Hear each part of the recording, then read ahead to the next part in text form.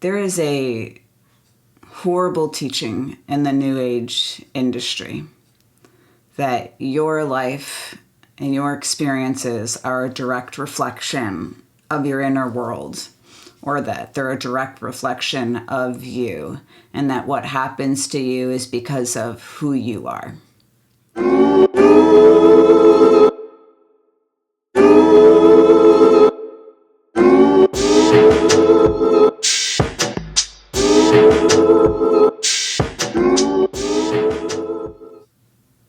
I think the instinct when things go quote unquote wrong is to immediately turn this back on ourselves, to question, to say, did I give too much? Did I give in the wrong way? Did I not give right? Should I have pulled back here? Should I have given more there? Did I not? And I don't think that is where the problem is. Sometimes what you have done, what you have given, the way you have behaved has been perfectly good. The intention was good, the deed was good.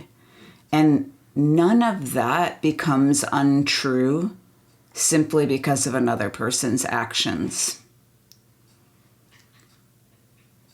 There is a horrible teaching in the New Age industry that your life and your experiences are a direct reflection of your inner world, or that they're a direct reflection of you, and that what happens to you is because of who you are.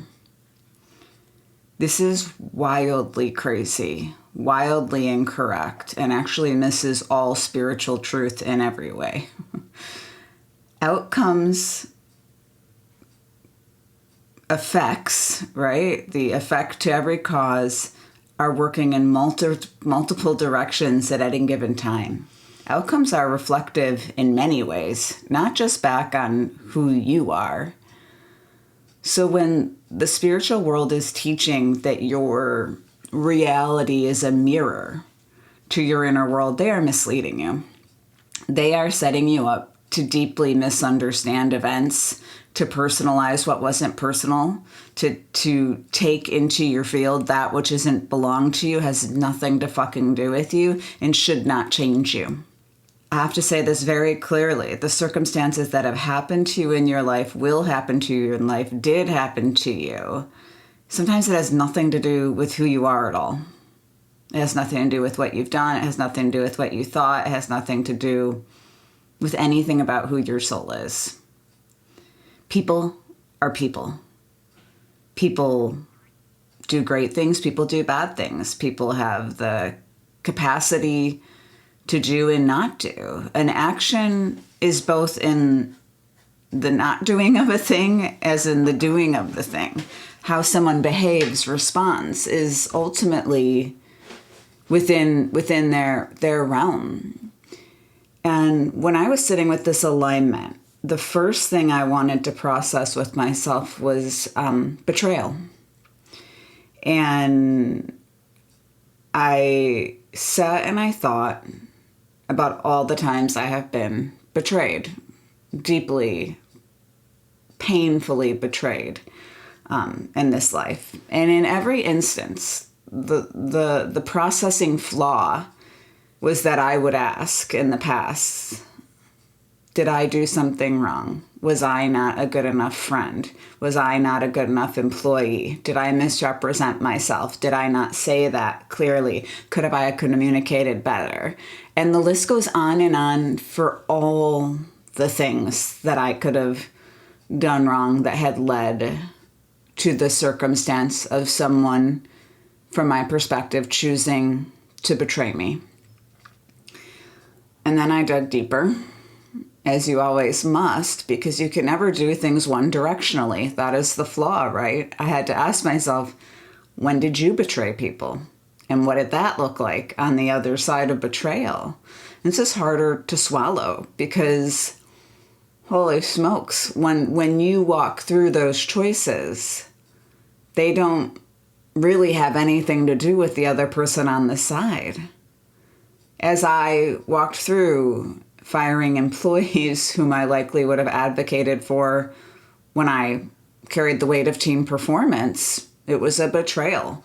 When I left relationships, when someone crossed a line and I never actually was willing to talk to them about it, explain what they did, I just got up and just left. I betrayed them. I crossed a line. I thought they had crossed a line, but I also had crossed a line.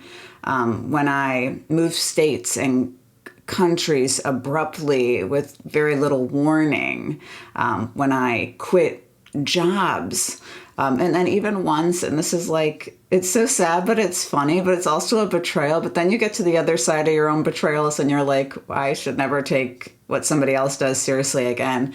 I once had a job at like the Gap in my 20s. I just hated it so much that I just never went back. And then like they called me and I just wouldn't answer, and I just no showed, no call, which is like one of the worst examples.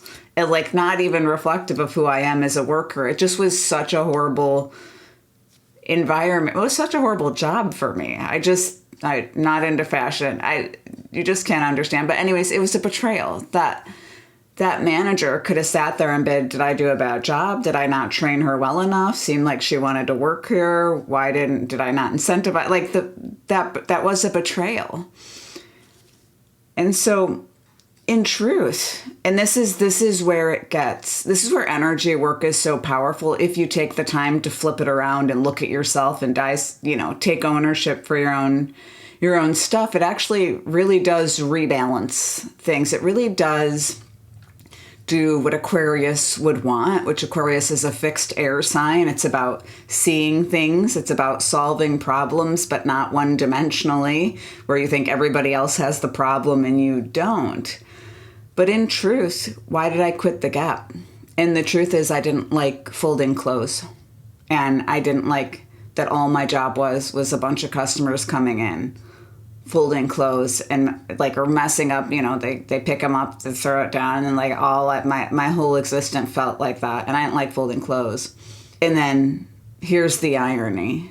I could have I still could stock thousands upon thousands of bath bombs and bubble bars and massage bars at Lush, and I love to do it.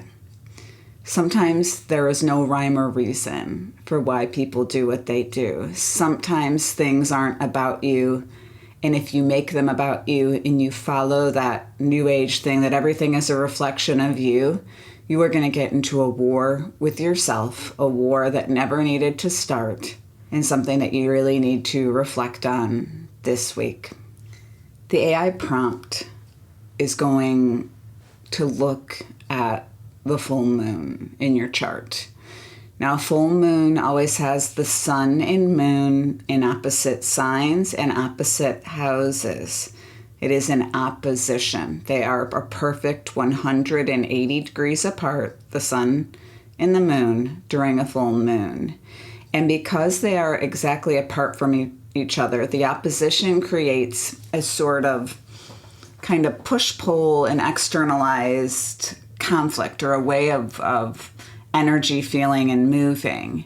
And you're going to want to see what houses are fighting each other in your chart. What signs are fighting each other in your chart. And because of this specific full moon and how it's showing up, the most important thing that you could look at, what you want to look at, what you need to look at, is where you might be giving, quote unquote, too much, or in other ways of looking at it, taking too much responsibility for the outcome. Allowing yourself to let go, to let God, to allow things to unfold, to let people make their mistakes and grow without letting it be about you. All right, I'll see you next week. Bye.